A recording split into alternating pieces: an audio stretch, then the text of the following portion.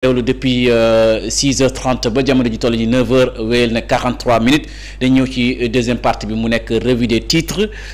tey nag di àjjuma toll fukki fan ak benn ci weeru juillet 2025 samay gan di docteur Samba Dieng président Samba Dieng autant de moi ak Ñammi Sonko bi nga xamante tey ñu bëri découvrir nañ ko dañu njëkkee ci xëtu yéenekaay dem ci direct news lu mu xëyee tey mbokk yi mooy crise au sommet de l'État la xëyee Sonko menace moom la xëyee nga gis ko ni ci journal bi l'interpellation Ousmane Sonko interpellé na président Bassirou Diomaye Diakhar Faye nee na ko nga gérer wala nga bàyyi ma gouverner wala da ngay gérer wala nga bàyyi ma gouverner bu demee ba njiiti réew mi jàpp ne mënul remplir les charges du premier ministre qu'il me laisse qu'il me le dise et je retourne à l'Assemblée nationale pour continuer le travail. Il n'y a plus méritant que moi pour gérer ce pays donc kooku mooy kaddu yi premier ministre Ousmane Sonko wax bu fekkente ni njiitu réew mi mënut dem ba remplir li nga xamante ni moom mooy charge du premier ministre matalut ko na ma bàyyi man ma dal di dellu ci assemblée nationale pour continuer wéyal sama travail ndaxte dëgg yàlla kenn gënuma mérité pour ma gérer ce réew mi Ousmane Sonko mu ngi dal di nee na wax naa leen ngeen bàyyi télévision Futurs Médias ay naa leen fa télé yi nga xamante ni dañ fa nekk pour ñoom ñuy détruire di ñuy xeex. te ñun nag dañu de républicain et que dañ combattre télévision yi te dañ koy assumer magistrat yi nag yi nga xamante ni ñoo yëkkati seen loxo tey di wax ji tey jii bu ñu fàttali ko ci ñaari at ci weesu pouvoir bi deful amul lu ñu deful amul yu fi magistrat yi deful suñu kaw yu nga xamante ni ay décisions yoo xam ne décision yu pour defal ko nit rek la woon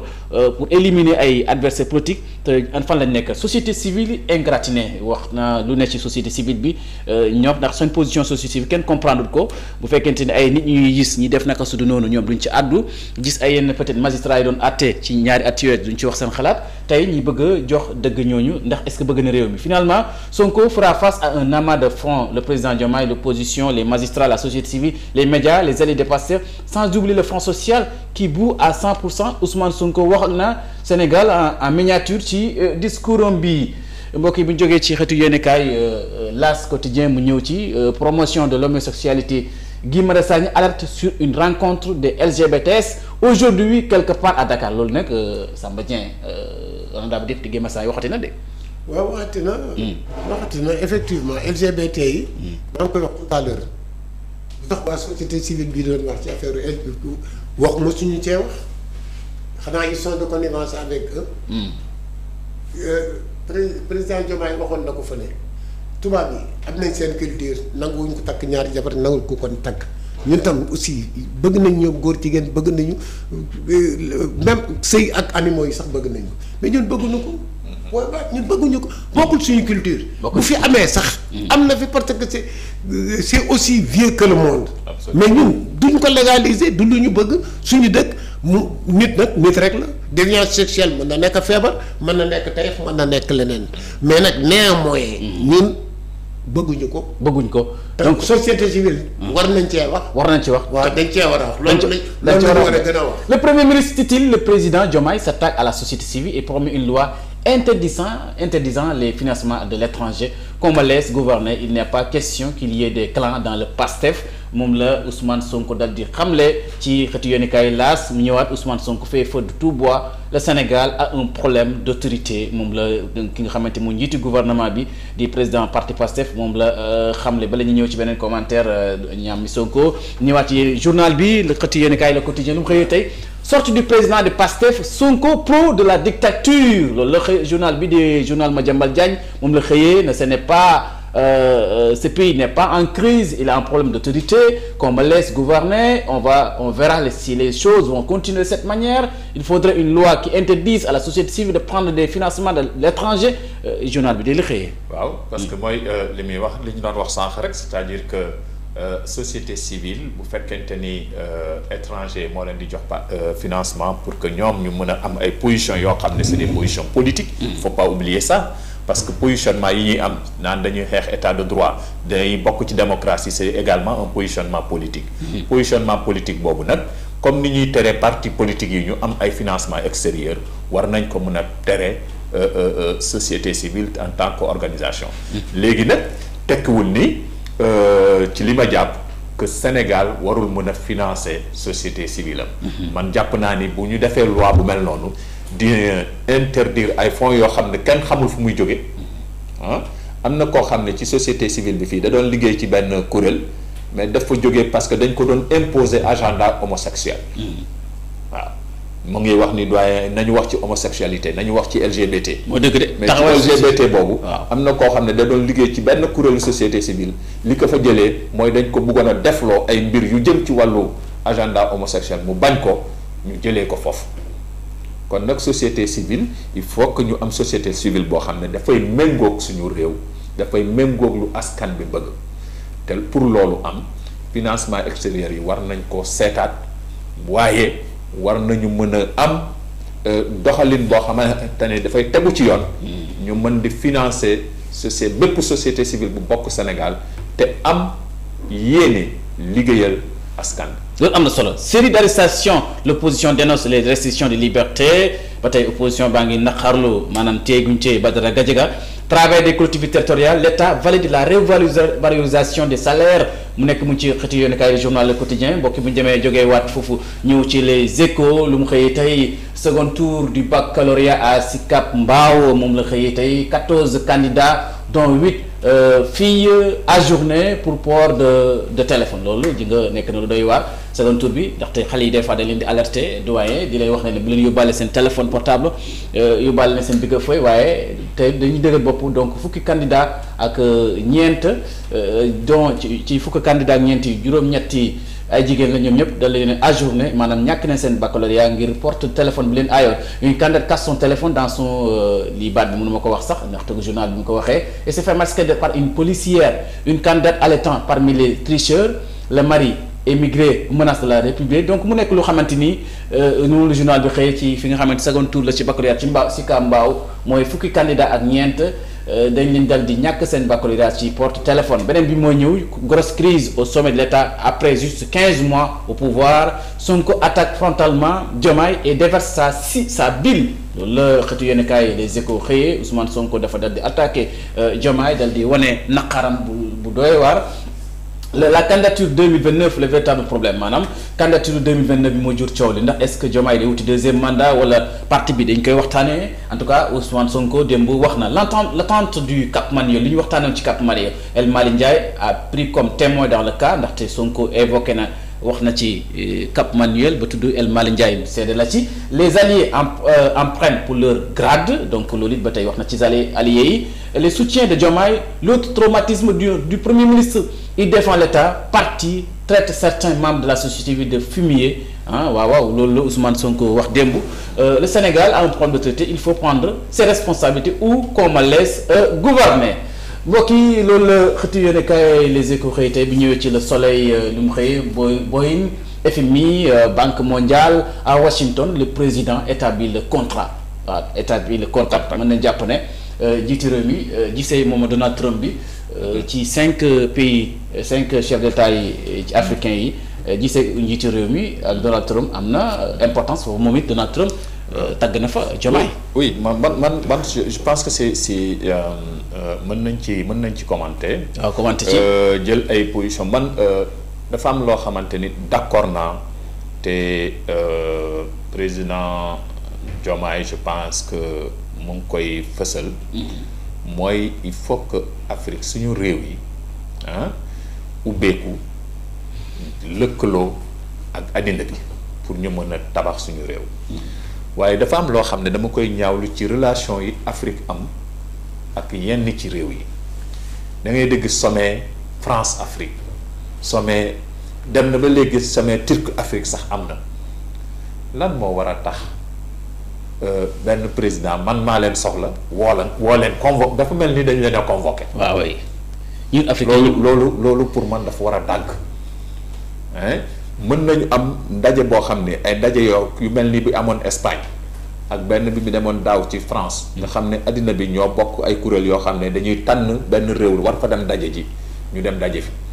mais am na doxalin yoo xamante ni ci yenn ci réew yi dafay nuru dañ ñuy convoqué ñun africains yi. ñu dem fekki leen. je pense que loolu foog mu mais sinon taxawaay bi ak discours bi. je pense que am na li ñu wax fii nag mooy gisee nag waa Boeing gisee waa FMI ak gisee waa Banque mondiale. c'est important à Washington. lii c'est important dafa dem def contact am. dafa gisanteeg ñoom waa Boeing. ak FMI et Banque mondiale ci Washington wax nga dëgg Ousmane Sonko premier ministre nee na je ne démissionnerai pas de mon poste loolu opposition bi bëgg mu ne leen démissionné wu ma. waaw dañ ko bëgg a seen xel rek. ne ko pour mu jógee fii. mu jógee fii waaw nangam parce que tous les mots ici au Sénégal approximativement Sonko moom daal vraiment neex na ci làmmiñ di saf na ci làmmiñ alors que il n'est pas président de la République c'est-à-dire man toujours damay wax loolu mais bu ñuy wax nañ dem wax président Sonko du président. waaw mais Sonko du président waaw.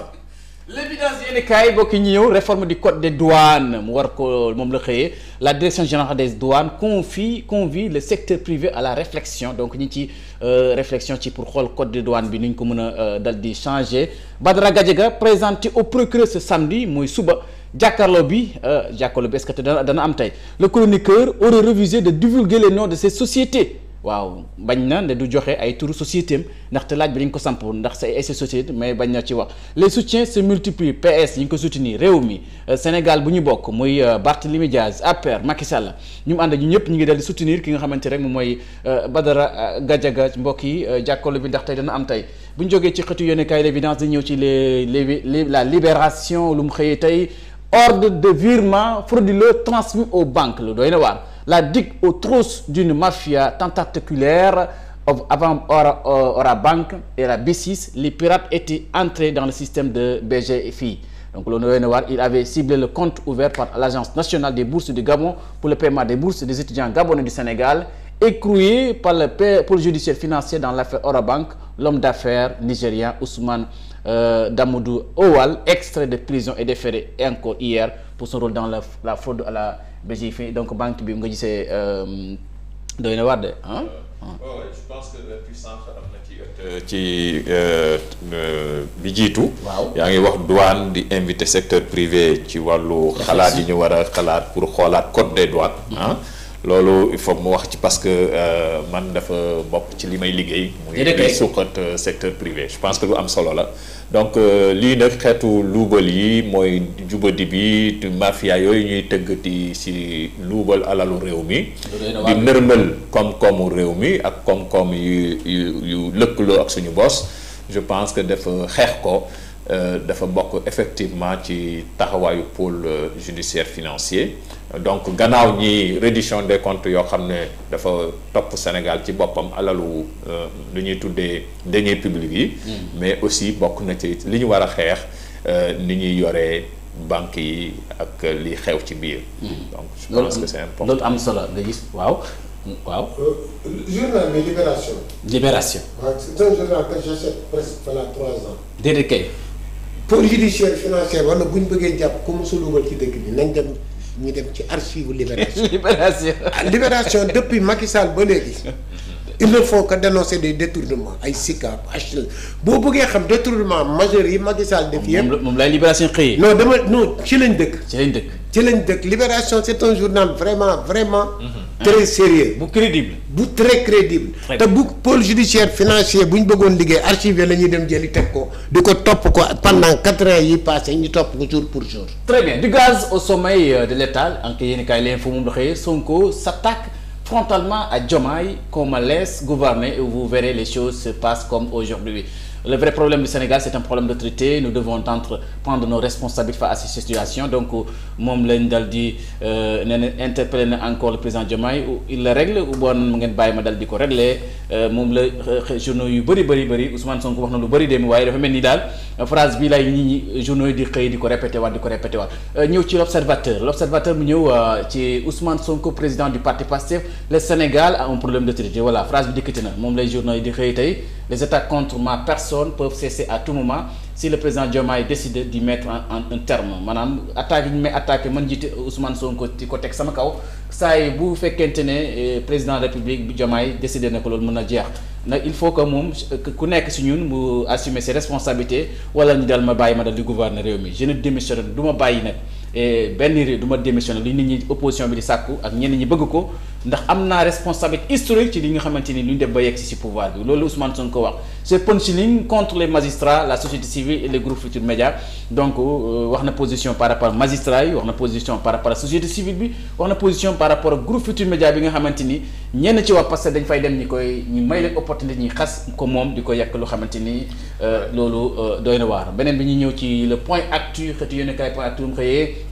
malaise au sommet de l'État la ko tuddee moom Sonko mais Diomaye Faye dos au mur loolu la ko xëyee est-ce que loolu moo nekk régler le désordre ou je règle lance Sonko s'adresse à Diomaye régler l'ordre désordre bi xew ci parti bi xew ci ndoxalin réew mi wala man ma régler ko le président peut bien mettre un terme au désordre naanaam Ousmane Sonko moo wax ne que Diomaye mën régler li nga xamante moom mooy désordre bi premier ministre bi dénoncé na li mel ni problème d'autorité rek la on gouverne avec ces hommes qui croient du projet loolu Ousmane Sonko wax dañuy dal di jiite réew mi ak nit ñi nga xamante ni am nañ ci ñoom confiance loolu mooy li nga xamante ni rek mooy le journal bi xëyle dew ma benn yoon démissionné lu ma tey bu ko kenn xaar ci man xanaa mu neex njiiti réew mi bu ko neexee mu dal di ma génne gouvernement bi ma dellu ci sama poste assemblée nationale. Badara Gadiaga mobilise la classe politique la paire évoque une campagne d'intimidation moom la xamle réew mi exprime son soutien donc mooy parti yi ñi nga jàppale Badara Gadiaga mbokk ñëw ci yéenekaay réew mi lu mu xawee rencontre des LGBT au Sénégal loolu mara détaane loo tax te gi marsal ñu ngi ko alerté les góor jigéen en conclave à Dakar ce vendredi loolu ñu ngi koy xaar te bu mu fi yàlla bu mu fi am donc dana nekk lu xamante ni ñu ngi koy naqalu bu ñu jógee ci yéenekaay bi ne ñëw source A El Malick Ndiaye reçu à Paris par le président du Sénat français et madame Yael Braun-Buffet présidente de l'Assemblée nationale ce qu'ils se sont dit moom moo nekk ci journal bi si ngeen kon mbokk ci image bi nii lors de ces rencontres plusieurs sujets d'intérêt commun ont été élaborés les questions entre autres le renforcement des relations parlementaires entre le Sénégal et la France la relance des groupes d'amitié parlementaire si ngeen ko mbokk ci journal bi tey Sonko Diomaye les clans les coups de poignard au sein de Pastef yooyu yëpp dal dañ ne ko dakkal clan du am ci parti bi ndaxte mosu taxawee noonu nga ko lu Ousmane Sonko dal di xamle Ousmane Sonko un groupe de personnes qu'on a clairement identifié cherche à installer des clans au sein du parti loolu ñaaw na loolu nee na identifié nañ personnes yi nga xamante ni seen taxawaay mooy def ay clan na du fi am ndaxte buñ commencé dem ba Touba di partout ci seen base bi di waxtaan affaire recrutement des militants pour préparer 2029 lan moo fi ñor ba lañ koy séddoo loolu yëpp mu nekk ci journal bi source A mbokk bi jógee ci xëtu yéenekaay boobu ñëw si du quotidien le conseil national de Pastef